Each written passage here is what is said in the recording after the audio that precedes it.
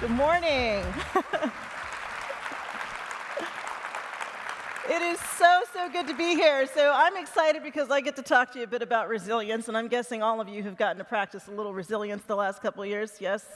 Yeah, we could probably all do a talk about resilience. But my background is in a subject called positive psychology. And I know some of you are probably rolling your eyes like, did she make that up? I promise I did not make it up. It's not just positive thinking. But oftentimes we think of psychology and we think about fixing what's wrong with us, right? Because some of us have issues. Anybody here at Heartland have issues? Any of you have issues? Raise your hand. You got issues. Only half of you have issues. The rest of you really have issues, okay? All right? So, traditional psychology is important because we have to fix the things that go wrong. But positive psychology, instead of the study of what happens when things go wrong, is the study of what happens when things go right with us. What is it that causes us to be happier? What is it that causes us to be resilient? What happens when we tap into our strengths? What happens when we're happy? We're actually more successful, it turns out. But that really interested me, in part because I am a coach. And when I started coaching, I was wondering, is this really real? Is there any research to back it up? And that's really when I discovered this field of positive psychology. So everything I talk about today, I might throw in a little research. You'll know that's where it is coming from. But actually, I want to just start off not by me talking. I'm going to give you a moment, like maybe about a minute and a half, to talk to each other. But we have to have an agreement first, okay? So listen up. When it gets to the end, I need you to stop talking and let me talk again. Okay, so do we have an agreement? I'm going to give you instructions. When you're done, will you stop and let me talk again? See, about a third of you said yes. I don't know what's going on with the rest. I'm going to ask again. When we're done with this exercise, will I be able to talk again? All right, I'm believing you now. Okay, so I want you to just say good morning to somebody, maybe someone near you that you haven't spoken to yet, and just ask them, just looking back over the last week, what's the best thing that's happened to you? What's the best thing that's happened in the last week? And if you have a few extra seconds, go, why was that so great? That's it. What's the best thing that's happened, and why was that so great? And some of you, I know, are thinking hard because you don't remember what's happened the last week. You can take the first 5 seconds and try to remember the week, okay? Go.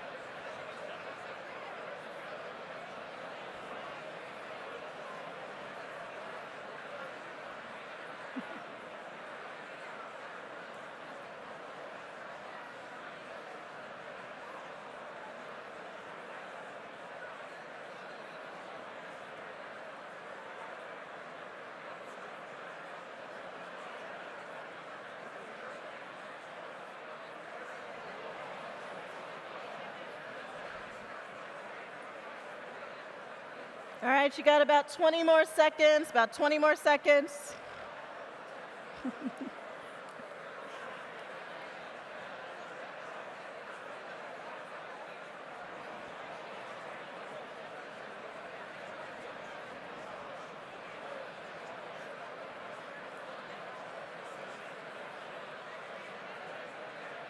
About 10 more seconds.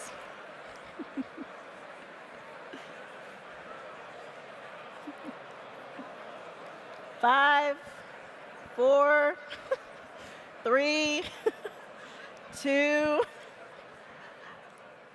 Whoa, wow, okay, this is good. So it sounds like it's been a good week.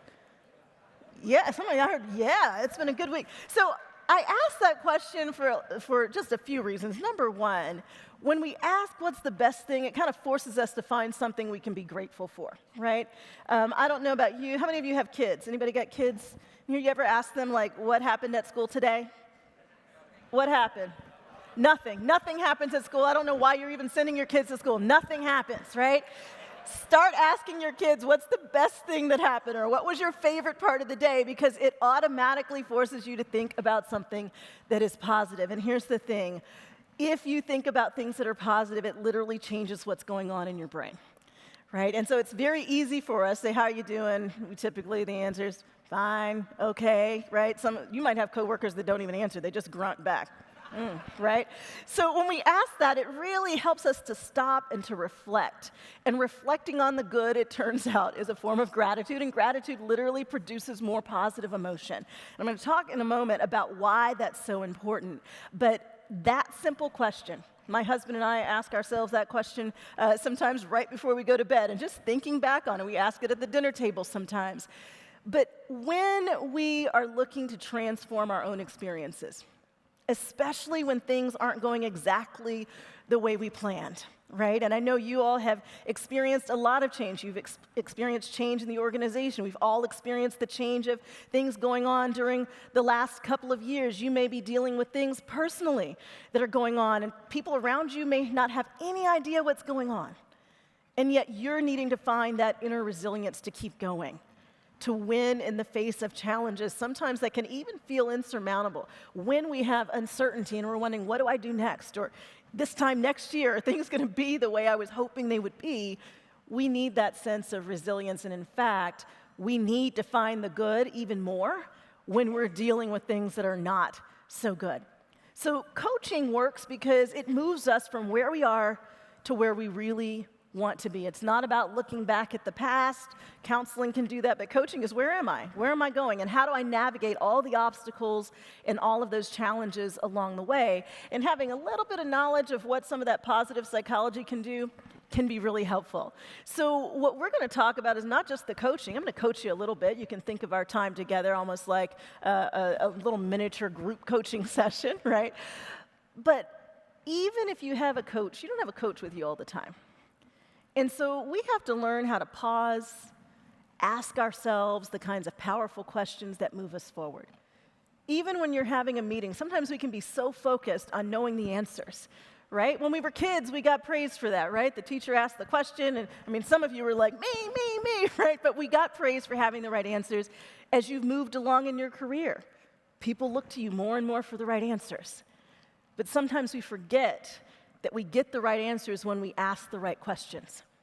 And so sometimes when we're just unclear about how to navigate that challenge or deal with a particular fear as it pops up, one of the most important things we can do is to stop and say, what do I need right now? What options haven't I considered? Who might know the answer? Who's been there and done that? Because in the world we're living in, moving at the pace that we're moving at, it can be really easy to forget to pause and ask those kinds of questions. So self-coaching is actually a resilient skill, not just the coaching, but the self-coaching, and we need it more now than we ever have before.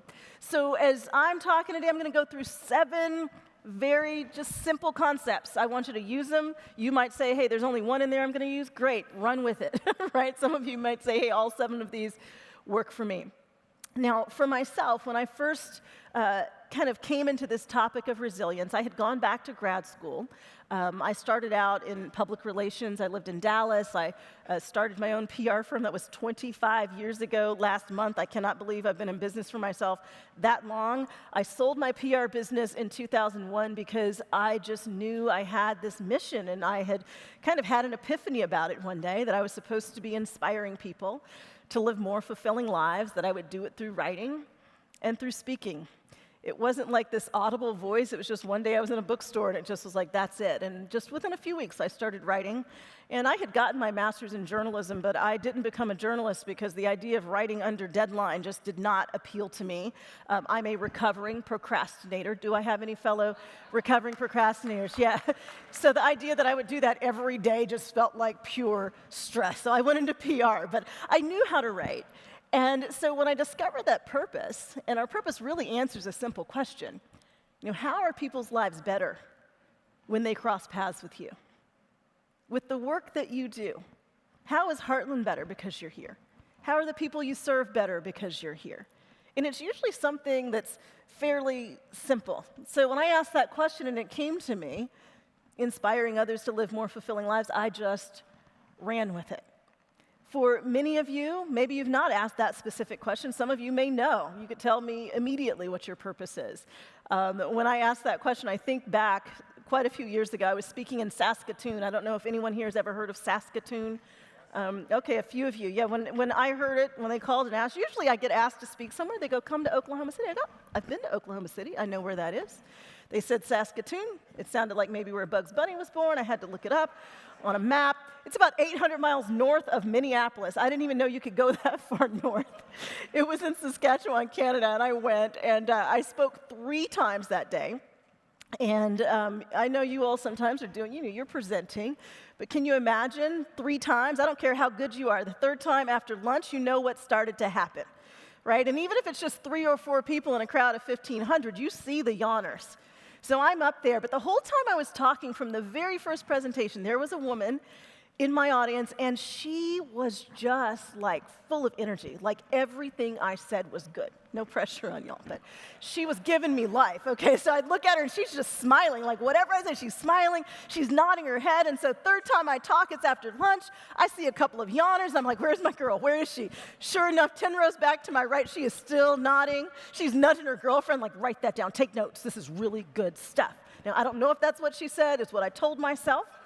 And it gave me some confidence. And so afterwards, I was signing books, and she came through my line.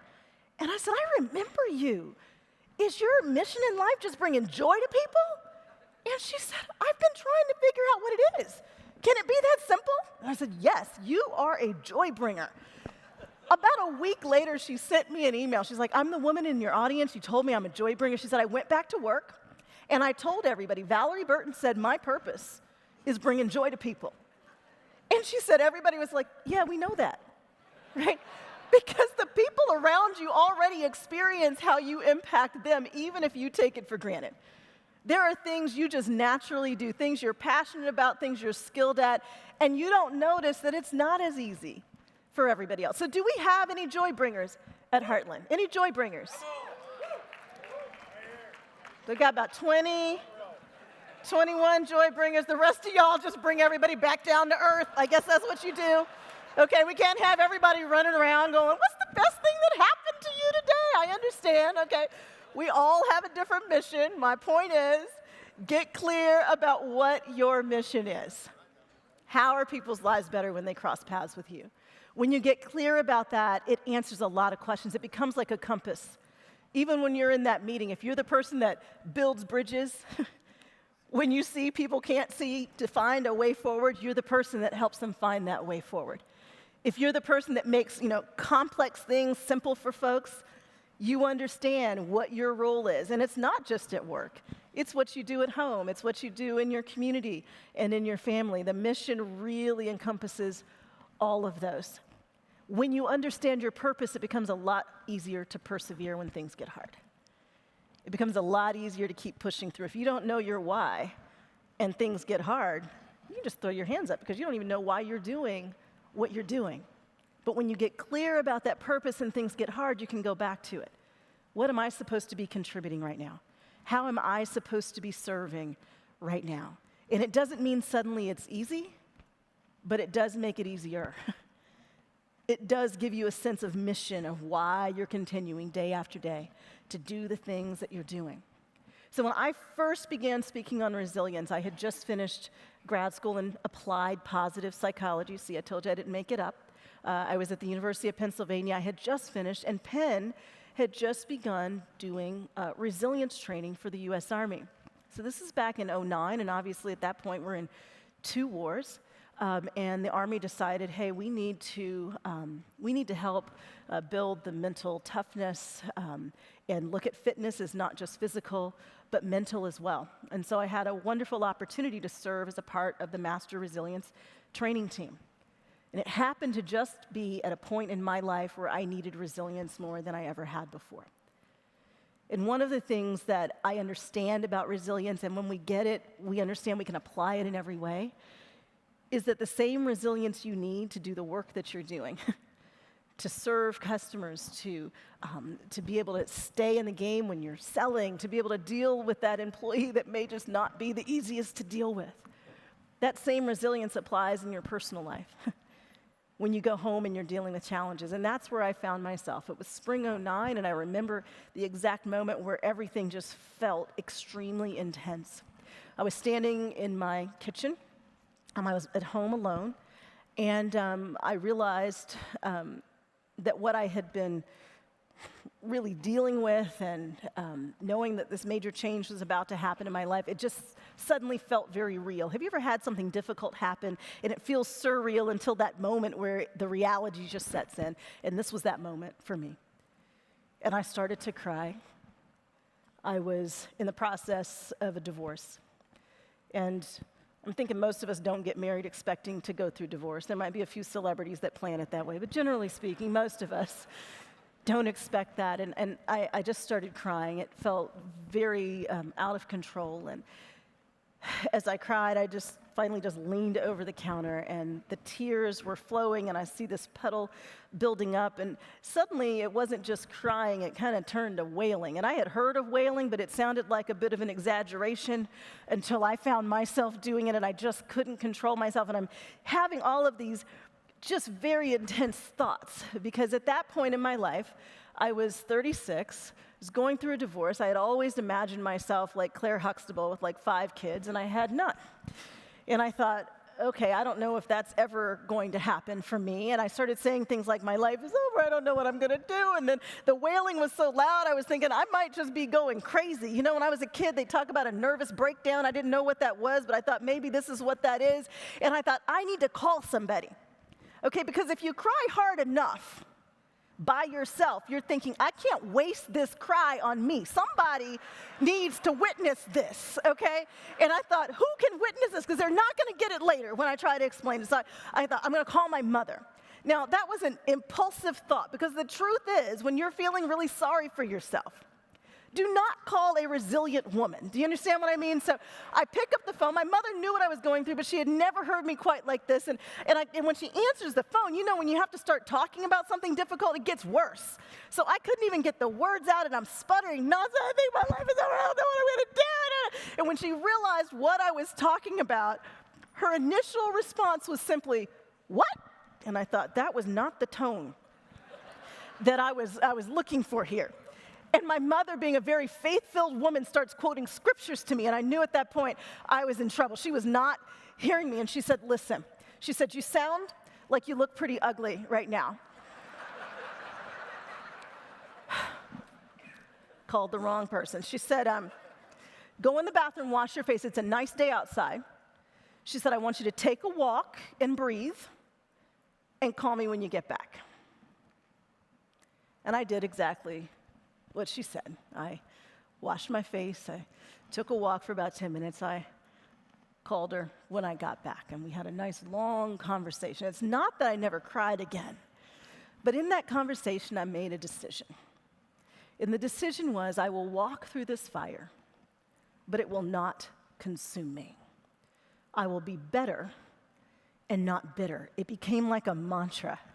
Every time I started to feel sorry for myself, I will be better and not bitter. In fact, it was intriguing. It gave me a little hope. Like, could I somehow be better on the other side of a divorce? Can I be better on the other side of a challenge that feels like something I can't overcome? And in fact, that became the goal. And so I walked through the fire. And no, the fire did not consume me, but I began thinking, what are the same skills that we are teaching in these resilience trainings for the Army as we are dealing with men and women who, at the very least, have been deployed 3 times, some of them 5 and 6 times by that point, for not just 6 months, 9 months, some of them a year or longer. How could I apply that to what I'm dealing with right now? And that's exactly what I did. So here's the first thing I did. I remembered that positive emotion is a success strategy. So whatever it is you're going through, whatever your vision for where it is that you want to go, I want you to understand that the research is really clear, that positive emotion isn't just correlated with success, it actually predicts it. That when they follow people over time and they measure their amount of what they call subjective well-being, which just means how happy are you, right? And you're the only person that can answer that question. I can't tell you how happy you are. When they measure them for subjective well-being and follow them over time, what they find is that people who are happier, people who have more positive emotion, are more likely to get promoted, more likely to get raises, are less likely to get sick, or more likely to engage in healthy, happy, long-lasting relationships. There are a whole host of things that come with positive emotion. But one of the most important is that when you experience positive emotion, it actually expands your ability to deal with adversity and with stress. So my first coaching question to you is, what can you do to cultivate more joy? What makes you happy? What are the things that you've kind of been putting on the back burner because you feel like you're too busy or you're going through a challenging time? How could you incorporate more of that into your everyday life? I'm going to talk at the end about some what we call happiness triggers, just things you can do that automatically cultivate emotion, like what we just did, right? A little exercise of gratitude. But it's also important to realize that negative emotion is actually more powerful than positive. And so, on average, negative emotion is about 3 times more powerful. Have you ever had someone do something that just really annoyed you, or maybe it even angered you? Or maybe they just said something off the wall, right? And then they just try to come back and fix that by doing one nice thing. Does it work? No, it does not work, right? You're like, you got a few more things you need to do to make up for that, okay? And that's because negative is more powerful than positive.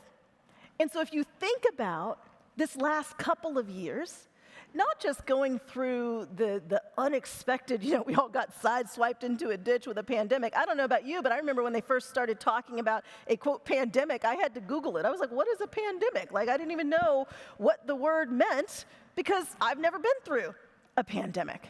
And so when you think about not just the pandemic, but if you dealt directly with COVID or you lost people, my family, we lost 3 cousins to COVID and probably about 7 other just family friends that we knew, right? So maybe it's that, or maybe it's just all the social and racial and political unrest we've dealt with over the last couple of years. Maybe it's just, you used to watch the news all the time, but now every time you turn it on, you just get ticked off, right? That's a lot of negative emotion. And so when we add on top of that the stress of change, needing to work in new ways, deal with things that are unexpected, all of that negative emotion means we need to be even more intentional about cultivating positive emotion. So oftentimes when we're going through something difficult, it feels like, I don't have time to be thinking about what makes me laugh, right? I'm dealing with this hard thing. And what I'm saying is you want to then carve out intentionally time for the things that make you smile. And it can be the simple things, like this morning when I got up, I was like, you know what, I'm not going to the gym at the hotel, but maybe I'm just going to do a little, I like to call it like patio yoga or patio cardio. It doesn't really, it doesn't count like I'm on, like I'm running a half marathon, but at least I get my heart rate going because we know that movement actually boosts your positive emotion. Just 20 minutes of cardio will boost your mood for up to 24 hours. So when I found myself at that point in 2009, I started jogging. I don't like running. I ran track in high school and I was a sprinter and I hated the 1-mile warm-up. And then when I was cheerleading and they said, hey, we got to run about 1.5 miles before we cheer, I'm like, what's that got to do with the cheering, right? I would do anything to just avoid having to run. But what I realized was I'm in a really challenging time right now. And so running became this place where I had time to think, and the forward movement was kind of like a metaphor for I'm moving forward in my life, and I realized on the days when I didn't get that exercise in, I could feel it. I felt different. And so being intentional about cultivating that positive emotion because you're dealing with more negative is literally a success strategy. We realize that those who experience more positive emotion actually have more successful outcomes. So it's a success strategy. And on your teams, it's extremely important because that 3-to-1 ratio applies to your teams. It applies to your relationships. So if you've had some difficulties in communication, in those times on your team, you need to be even more intentional about celebrating wins, or just helping out, or just commenting, hey, thank you. Thanks, I saw you put in a little extra effort on that, or thanks for covering for so-and-so. Just noticing a simple thank you is an act of positive emotion. In a marriage, the ratio is higher. It's actually 5-to-1. I see some of you swallowing really hard right now. right? Thinking, did I say thank you for taking out the trash? Like, what else do I need to do? Listen, there's some interesting research from Dr. John Gottman out in Washington State, where he, for years, has had what they call the Love Lab. And they'll take a couple, a married couple, and they will record them, like video record them, talking about a subject they don't typically agree about for 15 minutes. And then they go back into the lab and they code their body language and their words and their tone of voice for negative and positive interactions. And they keep following them over time. And they have predicted divorce with 91% accuracy within 10 years by observing a couple having a conversation for 15 minutes. If that ratio is lower than 5 to 1, within 10 years, 91% of the couples are divorced. So when we talk about this idea of positive to negative, it's real. So think about what that looks like in your relationships. Think about what that looks like for you and what's going on in your life. Now, this isn't about being all positive. What the research shows is if the ratio goes above 11 to 1, so if there are more than 11 positives for every negative, it's the same as going below 3 to 1. Okay, can y'all imagine why that might be? Yeah, somebody's not telling the truth, right? Everything's not positive. So this isn't that you're ignoring things that are negative or hard conversations. It is simply that we keep it in balance and understand it's not a one-to-one, all right? So as I'm continuing, you're going to notice I'm just spelling out an acronym for purpose. The first being positive emotion is a success strategy. Secondly, use your uncertainty, use your challenges as opportunities for growth. And we all know that philosophically, like, yeah, I'm going to use my failures as a learning tool. But oftentimes we forget, right? We don't often sometimes practice what we preach. If I was looking at you, I can tell you what to do, but I'm looking at me, it becomes a little bit harder. So I want you to think about the biggest challenge you're dealing with right now, the one you wish you weren't having to deal with. You wish it was a little bit easier. And the question is, what is the opportunity in that current challenge? What is the opportunity for growth? Are there some new ways that I could show up that would get me unstuck? In other words, are there some habits that if I adopted them, I would see some forward movement, or if I let them go, I would see things change? That's how you coach yourself. You pause and you're really honest about your answer to that question. You develop what Dr. Carol Dweck out at Stanford calls a growth mindset. Some of you might be familiar with her work. She has a really great book called simply Mindset. And here's what Dr. Dweck did and how she discovered this. She was working with gifted and talented students, and she would basically observe them solving increasingly more difficult puzzles. And what she would do is when they got to the puzzle they couldn't figure out, she would just kind of note what their reaction was. And she found about 3/4 of the kids, when they got to the puzzle they couldn't figure out, became really aggravated, maybe dejected. They were very, very discouraged. But she found that about 1/4 of them, when they got to the puzzle they couldn't figure out, seemed to get energized and excited. And so she started interviewing those kids. Like, why are you excited? You got to the thing you couldn't figure out. And the kids would like rub their hands together and lean forward and they'd say, well, it's a puzzle, so there must be an answer. I'm about to learn something. These kids had what Dr. Dweck calls a growth mindset.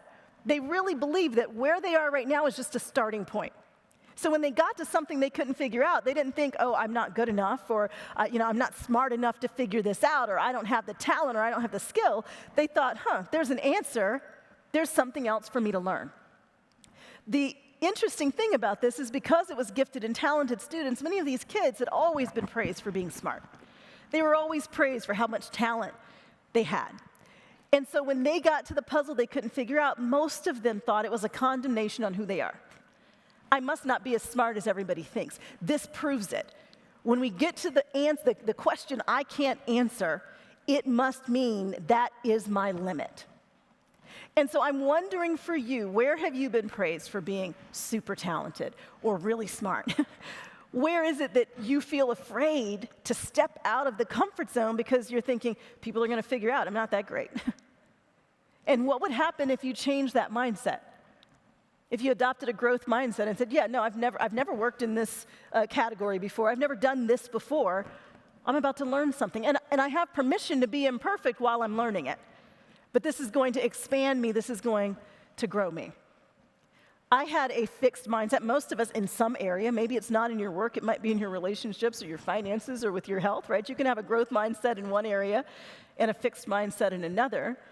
I definitely had a fixed mindset because I was one of those gifted and talented students.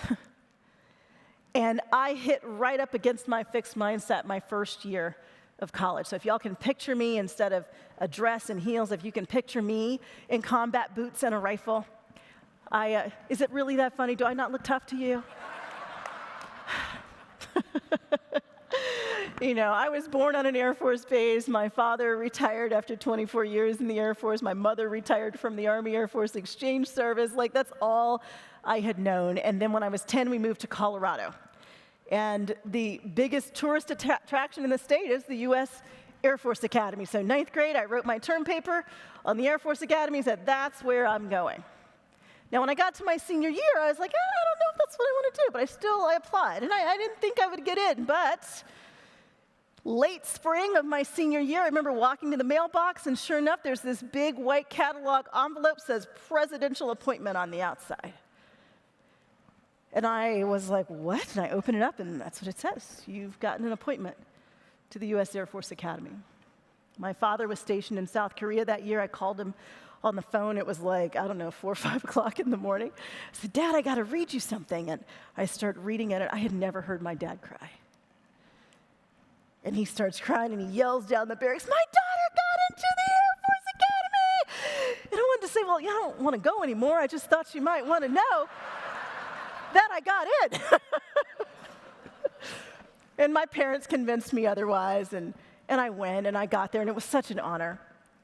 But I got my grades the first time, y'all, and I had a 1.4. Did y'all know you could get a 1.4? It's really not that hard to do. And it felt like it just went downhill from there. My parents divorced that year. The only time I've ever had surgery, I was in the hospital 3 times, and more than anything, I just realized it wasn't my calling. It was all I knew, but it wasn't my calling. And I stayed for a year, and I left, and I felt so dumb. I had always been at the top, and now here I was at the bottom. Losing all my academic confidence, I thought, I've still got to prove I'm smart, because when you have a fixed mindset, you're always going to overcompensate for everything. You've always got to push the finish line out a little bit, and that's what I did. So I went to 3 colleges in 3 years and graduated at 20. And of course, that wasn't enough. I'm still trying to prove something to who I don't know. So I went straight to grad school and rushed through and finished at 21. And if you have kids and, they get out of school, what do you want them to do when they finish school? Get a job. And I had just started enjoying the journey, and it was over. I had a fixed mindset. Rather than saying, you know what, maybe this wasn't the path for you. What did you learn from it? What was the opportunity in it? I decided it was a condemnation on who I was. Notice where you have a fixed mindset and where you could just open yourself up and say, you know what, there's something for me to learn here. There's a way for me to grow. The R in purpose is replenish your reserves. This is about your self-care. And some of you have something researchers call goal fatigue. You can probably guess what goal fatigue is. It is you go from goal to goal to goal to goal. As a matter of fact, the finish line just becomes the starting block for the next race.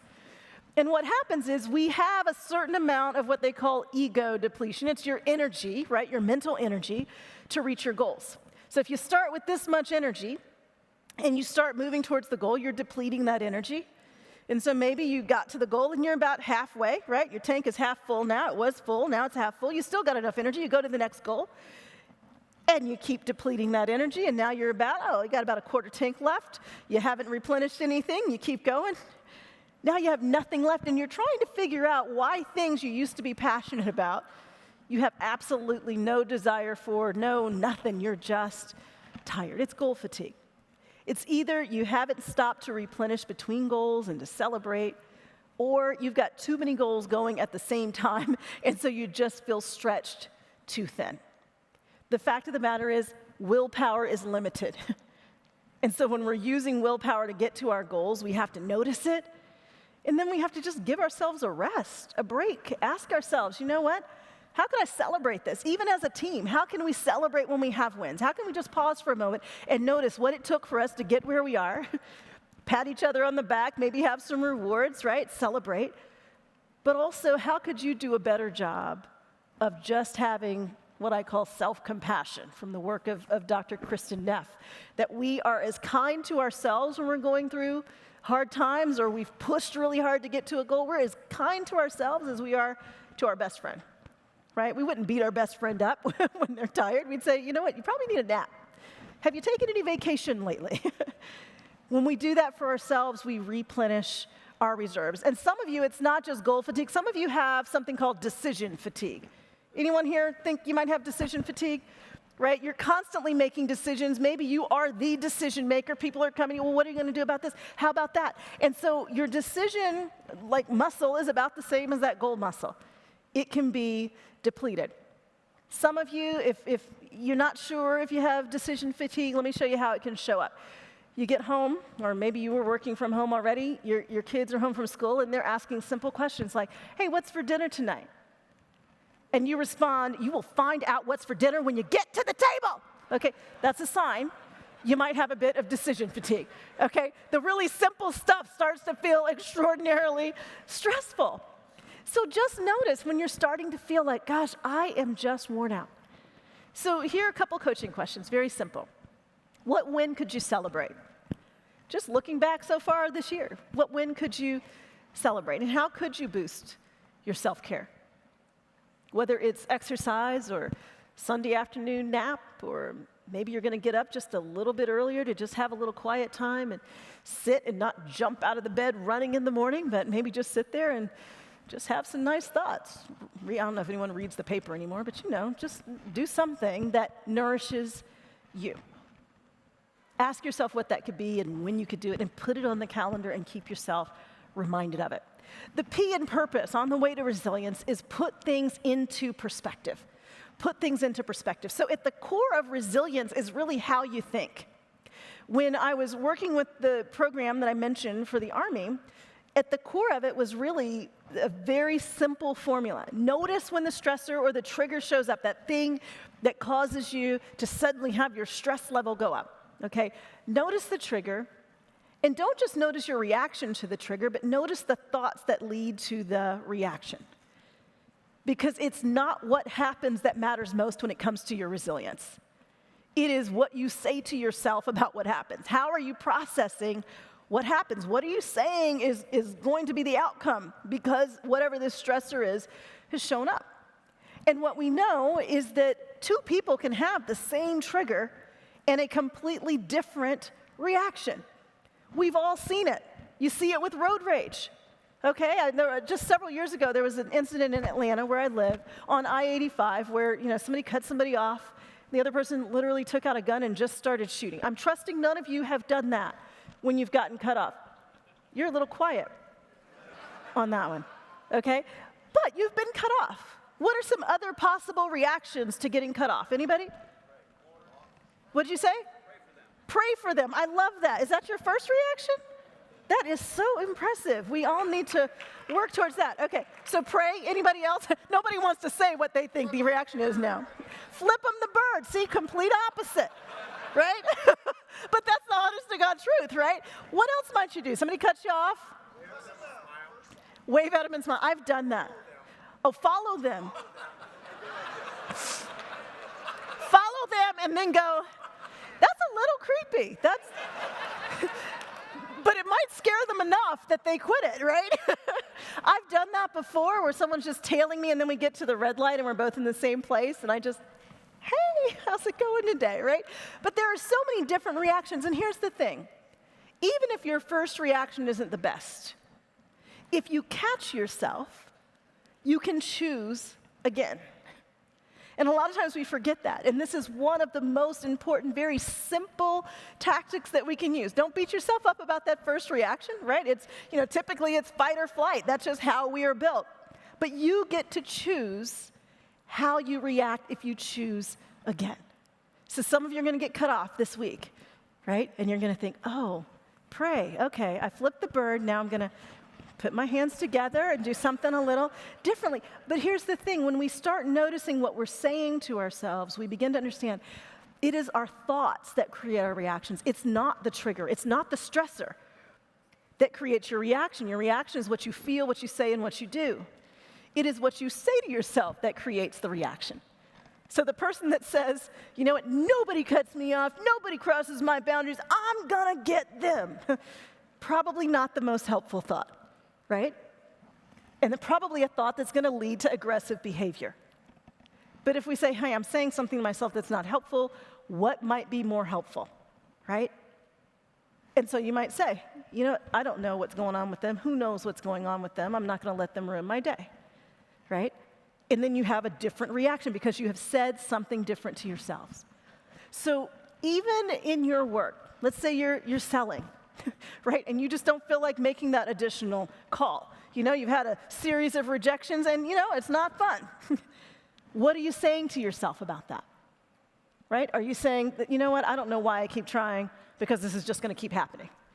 Or do you say, you know what, I'm in a bad streak right now, but I know that if I face enough no's, eventually I'm getting to a yes. I've already made a decision about what I'm doing, and I'm not changing that. I'm just gonna keep taking the right steps, and eventually I'm gonna get to the right answer. So noticing our thoughts doesn't happen overnight, but this is basic, like, cognitive behavioral therapy. Dr. Aaron Beck, who just passed away a few months ago at, I think, right at 100 years old, back in the 50s, kind of put together the whole, you know, the whole sitting on the couch and Freud and talking through your childhood doesn't actually change what you do. Helping people notice their thoughts and change them actually changes their behavior. That's exactly what this is. So when you think about that challenging situation, the question is, what are you saying to yourself about the situation? And is it moving you forward, or is it causing you to be stuck? The O in purpose is operate with optimism, most of the time. You don't have to be optimistic about absolutely everything, but here's what we know when it comes to work. There are certain professions where we can predict success by whether someone has a more optimistic thinking style or a pessimistic thinking style. Okay, but no matter what, if you're leading people, you've got to put your optimistic hat on, because nobody wants to follow a pessimistic leader. Have you ever had a pessimistic leader? That's the person that says, you know, I know y'all haven't done this before we got this big project. You know, hopefully y'all can do it.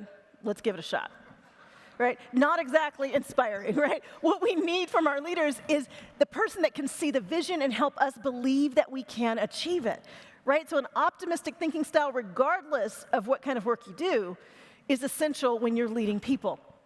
But particularly if you are in sales, if you are training or teaching people anything, if you are in marketing, if you're doing anything where you've got to get people to see the vision, you need an optimistic thinking style. Now, if you are in accounting, if you are in something that's about risk management, right? If you are a surgeon, you know, you don't want the optimistic surgeon doing your surgery, right? You don't want the optimistic engineer building the bridge you're going to go over. You want the person that's going to see everything that might go wrong and point it all out so that they can make sure that they've accounted for that in their plans. But this is really about understanding that you need to be able to see the bigger goal, and an optimistic thinking style helps you to be able to do that. You want to be asking, what's possible? And that's what the person with the optimistic thinking style is continually asking. But when you have a pessimistic thinking style, you can be very helpful to those of us who are particularly optimistic. That's one of my top strengths. But sometimes I've got to pull in my pessimistic friends to help me see things accurately. Because having an optimistic thinking style is not just positive thinking, it is accurate thinking. And what that means is you see the risks, you see what's about to go wrong, but you're optimistic about the possibility for working through it, for learning something new, for gathering the right team. So it's really important to be thinking to yourself, you know, what's the obstacle? What's the reality that I don't want to see? Because if I'm going to be successful, if I'm going to be resilient in the midst of all that's going on, it's really important for me to see things realistically, but then to be optimistic about moving forward. And sometimes the moving forward means, you know what? This goal, actually, we can't reach it right now. So what's our plan B, right? And then having that sense of optimism about the plan B.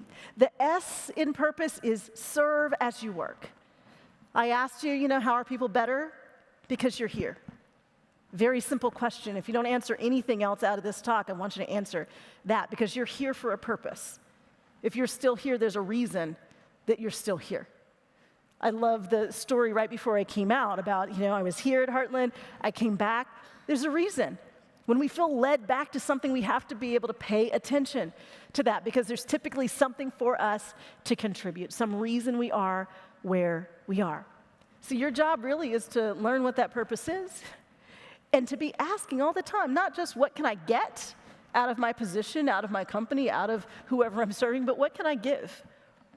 And it's easy for us to get stuck in the what can I get, but ultimately we need to be asking, what can I give every single day? What can I give? Because there's somebody that needs what you have to offer, even if you're the joy bringer, and they just needed that little boost today. You're the problem solver, and they just needed your perspective on whatever that particular challenge was. The E is embrace empathy to strengthen community. I think we're at a really difficult time just in our history, particularly for us here in the US, but obviously globally, we're going through so much. And when things get really hard, it's natural to point fingers, to blame, to just see things from our own perspective, because what we're really doing is protecting ourselves, right? But what each of us needs right now is a bit more empathy. You don't know what the person sitting next to you is going through. You might look at someone and go, I know how you think, I know how people like you are. But what if you stepped back for a moment and you said, I wonder what my perspective would be if I stepped into that person's shoes. If I looked the way they did. If I had the skill set they do or do not have. If I had the upbringing that they did. If I had the unique perspective that they have. And what if their perspective is just as important as my own? When we talk about resilience, the fact of the matter is we need people to be resilient. Strong relationships make you stronger, and that's true on your teams. And so being empathetic, simply listening, sometimes the best thing we can do is to stop talking and to get curious. I always love to say, when you feel tempted to be judgmental, challenge yourself to instead be curious. I wonder how they came to that conclusion. I wonder why they feel so differently about the same topic. They seem just as passionate as I am. I wonder why that is. What if I'm wrong? What if there's something I'm not seeing? It does two things. One, it lowers your stress level because you don't feel the need to be absolutely right. And so there's nothing to prove. You're just curious. But the other thing it does is it strengthens our whole community. And if we want to be resilient for one another, we've got to embrace a bit of empathy. The research shows that when we are listened to, it literally creates those aha moments. We're more creative when we're listened to because we live in a world right now where everybody's multitasking and doing so much that they're really not listening. It's a unique experience. I bet you could tell me somebody in your life that you notice you like talking to them because when you talk to them, they listen. There's probably not a whole lot of them. Some of you are sitting here going, no, I don't know anybody like that, Val.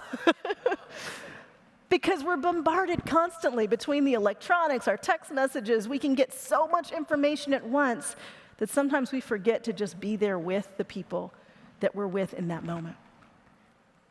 When you're sharing all of the services you provide to the entrepreneurs that you serve, if you just listen empathetically, what are their stressors?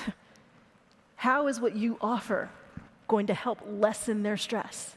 If you're thinking from that perspective, the selling piece, you know it, becomes a whole lot easier.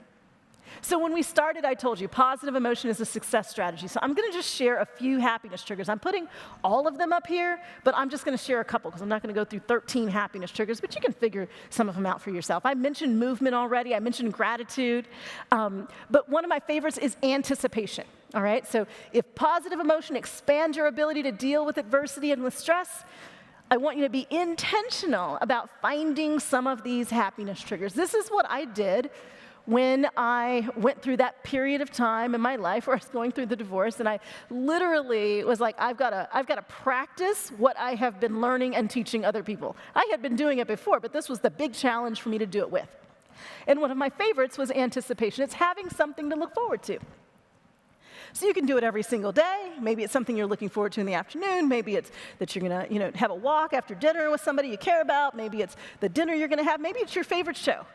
But if you're intentional about asking yourself, either the night before or at the first thing in the morning, what am I looking forward to today? And if you don't have anything, create something. I was finding myself bored, like suddenly single, and I moved to a new city. I'd been up in D.C., I moved to Atlanta, and I was like, I don't have anything to do. Well, create something. It became a whole lot more fun, right? I would say, I was wanting, I wanted marriage and family. I didn't have it, and I was thinking too much about that. And then I started thinking about my married friends and how they seemed jealous of me because I was single. And they're like, you just pick up and go travel and do what you want to do. Or I'd have a friend call me and they're, what are you eating for dinner? I'm having Rice Krispies tonight because I don't feel like cooking. I wish I could do that, right? I started thinking about the good things about the season of life that I was in, and it boosted my level of happiness. So for you, whether it's something you do daily or it's looking forward to the weekend or even seasonally, you can get as much happy and positive emotion out of planning your vacation as you get from the vacation itself. So be intentional. So anticipation. Play is another really great happiness trigger. So the research shows that men and boys really bond through play. Men and boys bond side by side, right? So whether it's little boys wrestling or playing video games, or maybe it's the grown men playing video games too, right? Or it's the basketball or the golf, it's bonding. Women tend to bond face to face, right? Connection, which is also a happiness trigger. But here's what we know. It's hard to play and multitask at the same time.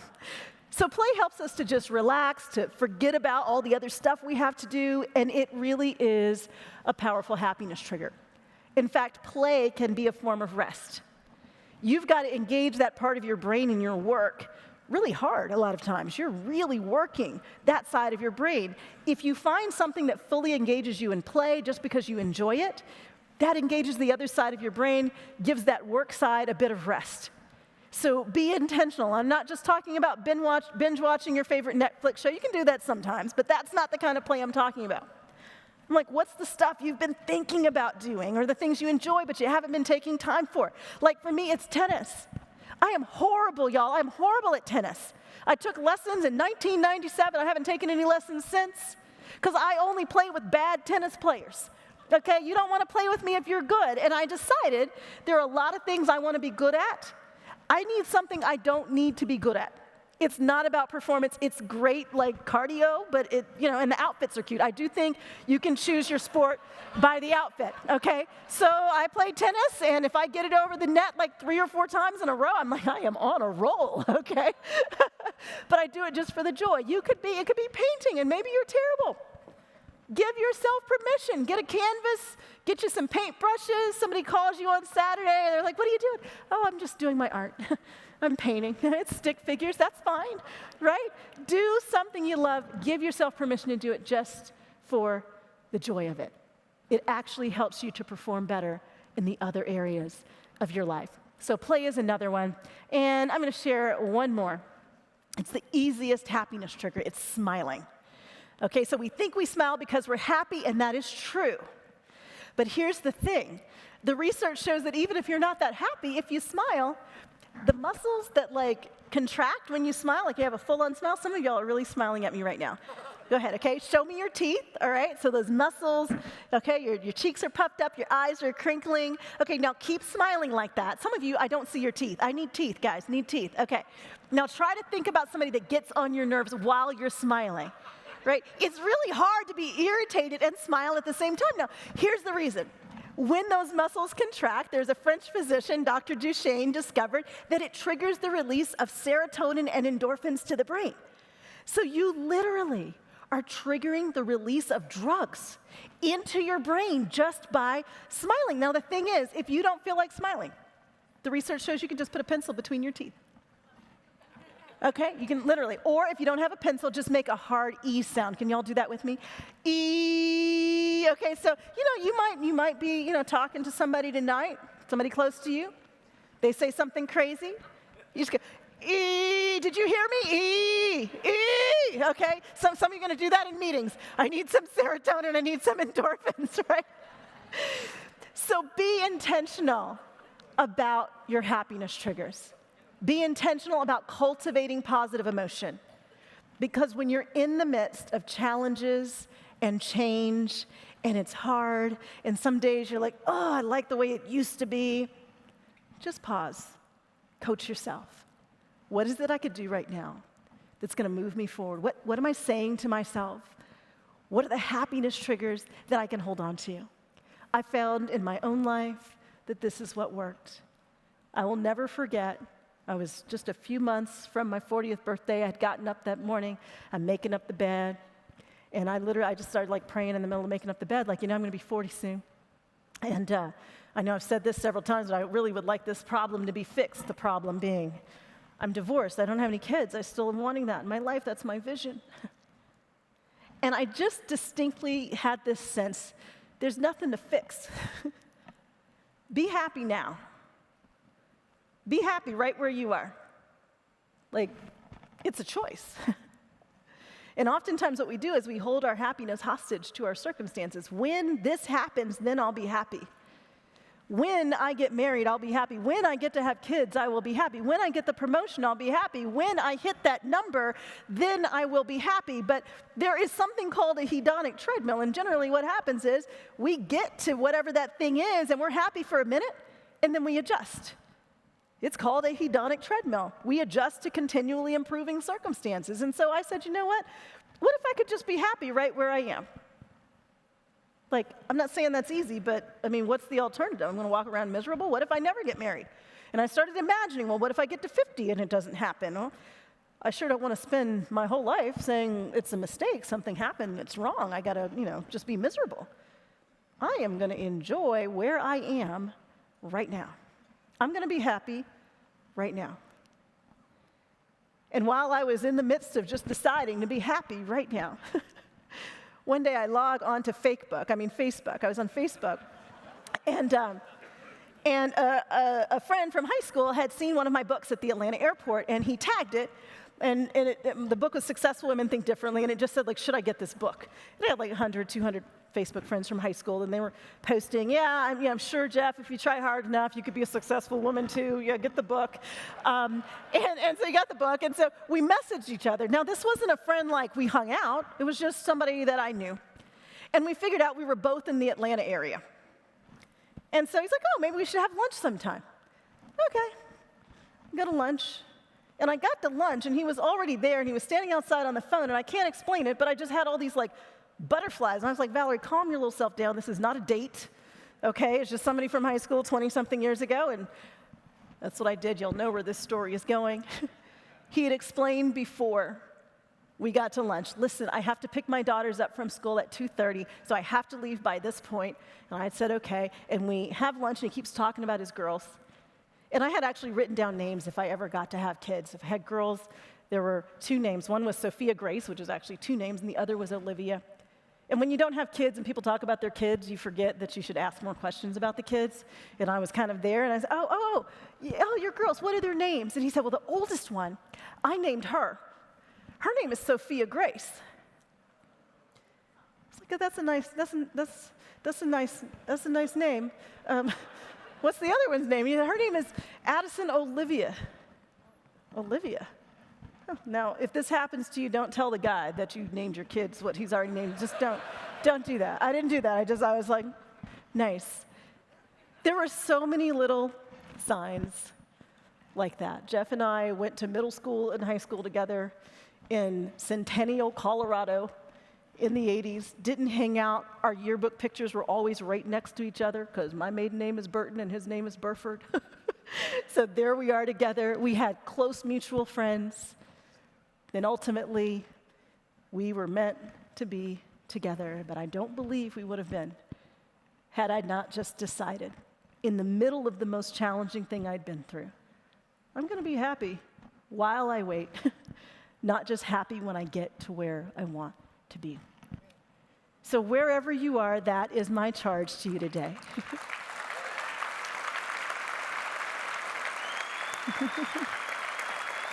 Thank you. And we also have a little boy, Alexander. We adopted Alex in 2015, and even though this isn't how I would have predicted my family would have come together, I know these are the kids I was meant to raise. So whatever challenge you're going through, I want you to remember that positive emotion is a success strategy. Use your uncertainty, use your challenges as an opportunity for growth. Replenish your reserves. You only have but so much energy for the things you have to do. Put things into perspective. Ask yourself, what am I saying to myself about my situation? Operate with optimism most of the time. It's not just positive thinking, but accurate thinking. Serve as you work, constantly asking, what can I give? How are people's lives better because you are here? And embrace empathy so we can strengthen our communities. Thank you so much for the opportunity to talk to you today. I appreciate you. Thank you. Thank you.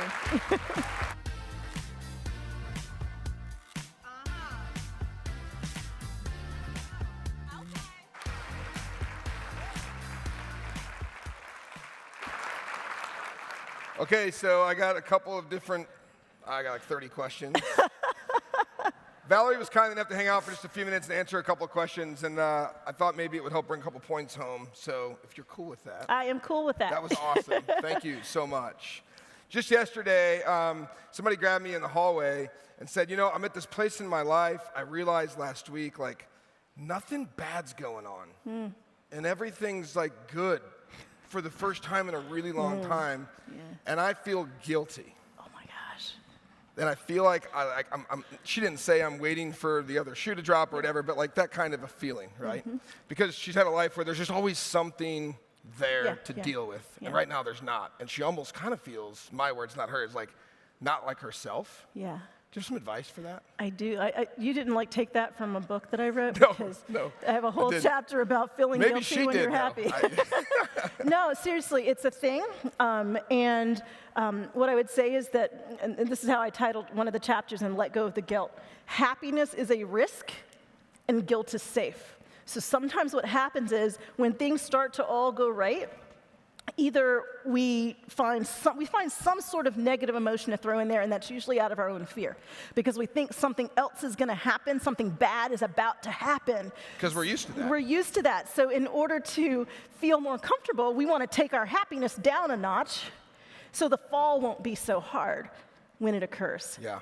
Especially if you've had that happen over time. For me, when I look back, I realized it was, my parents separating and then the divorce and my grandparents passing. I'd spent all my summers with them. And so for like every 2 years, for about 6 or 8 years when I was a kid, there was something where it felt like the rug was snatched from under me and it was unexpected. And so that same feeling she describes, I had. Yeah. So it's really important, number one, to just give yourself permission to just be happy and to trust that if something happens that's hard, you'll find your way through it then. Yeah. We're always trying to anticipate, but the stuff that's unexpected, we can't anticipate. So think back on a time when, that did happen and you handled it. I know you handled it because you're still here. So sometimes we just have to remind ourselves that we can handle more than we give ourselves credit for, and then give ourselves permission to just be. Just be. Like, you've worked to get to that point. Yeah. Enjoy it. Makes a lot of sense. Was anybody else surprised that presidential U.S. Air Force Academy appointments go through U.S. mail? No one else caught that, I think. But I'm sure it's a true story that you open a mailbox and it says president. Why would we trust the U.S. mail for a presidential appointment? But that was a long time ago, I think. It was. So let's talk about the Air Force Academy real quick. These are my words, not yours. I'm going to call that out. But I think at the time you probably felt like you were quitting. Oh, yeah. And I think you've processed it, and in my words, not yours, you've maybe recognized it wasn't quitting, it was recognizing that really wasn't for you. I think we've all done something like this before. Yeah. And in the moment, we have all that weight and that feeling of like, I'm a quitter. Because the world talks about, like, if you stop doing something no matter why, you're a quitter. Yeah. We're all taught that growing up, right? And you experienced that. Yeah. Help us understand a little more about how to reframe in the moment versus all the years later that you've had to look back on that. Yeah, I mean, I wouldn't talk about it. I didn't talk about it till I wrote my first book. I was embarrassed by it. Yeah. You know, my father was really disappointed. It took him a few years to like get over it. You know, I graduated from Florida State, and I was like, hey, Dad, I'm out of college now. Like, see what's happening. He's like, wrong name on the diploma, sweetheart.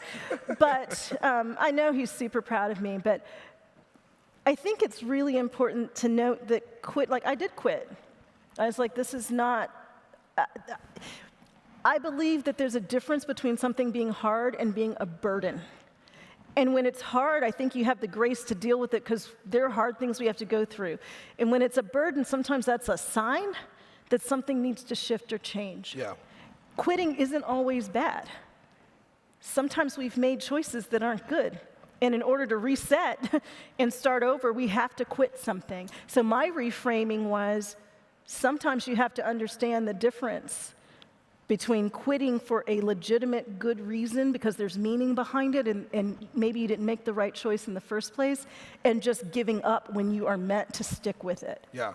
It's a really good call out of hard versus a burden. I think that's helpful for a lot of us who might be going through something like that at some point. Last thing for you, I just want to see what your thoughts are. Sometimes we're blessed with wonderful people like you in our presence in these moments. And, you know, we get finished with our awesome conference, we get on our planes, we go back home, and then life happens, Yeah. right? You enter back into society, you're like, oh my gosh, I'm so different of a person. And it's like, wait a minute, all the stuff around me is still the same. And this is a moment or a memory instead of a moment that actually created change. Mm-hmm.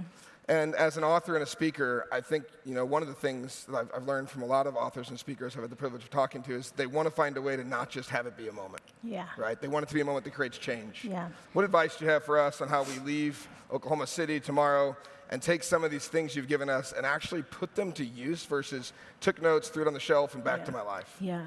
So you need a moment, and it might be later in your hotel room. I'd say before you leave, while you're still in this environment, to say, what am I committed to doing because I had an aha or I had that idea? We do what we schedule. And so you need to put on your calendar what you are revisiting. Is there something you're doing? It could be as simple as, I'm going to ask myself every night before bed, what am I looking forward to tomorrow? I'm going to ask myself on Sundays, what am I looking forward to? What's the best thing that happened? And so, I mean, I have reminders that pop up that remind me of things. So whatever idea you've gotten here that you're like, I really want to do this, whether it's scheduling a meeting with someone to go over it, maybe it is scheduling some extra time, like post-conference, here are some things I'm going to schedule in, and make sure that you have some kind of accountability. Sometimes it's your own self-accountability of, I've got those reminders, but telling somebody else or someone here that's also going, yeah, I want to take some of what I've been hearing and some of the ideas that I have, maybe we could talk every other week or once a week for 15 minutes just to check in with one another. But you've got to do something different. It's habits that actually help us change. Yeah. And so what's the habit? But not too many of them, because remember goal fatigue. Yes. So it's like, if there was one thing I could do differently, no more than 3, what would have to happen in order for me to really start engaging with those? And I think we often underestimate the power of planning. So when you have a conference like this, you then have to go back and say, all right, how am I incorporating that? Because it's not going to happen by itself. It happens because you plan for it to happen. It's awesome. Thank you so much for being here. Thank you, Vince. We really appreciate you. Thanks for having me. Valorie Burton, ladies and gentlemen.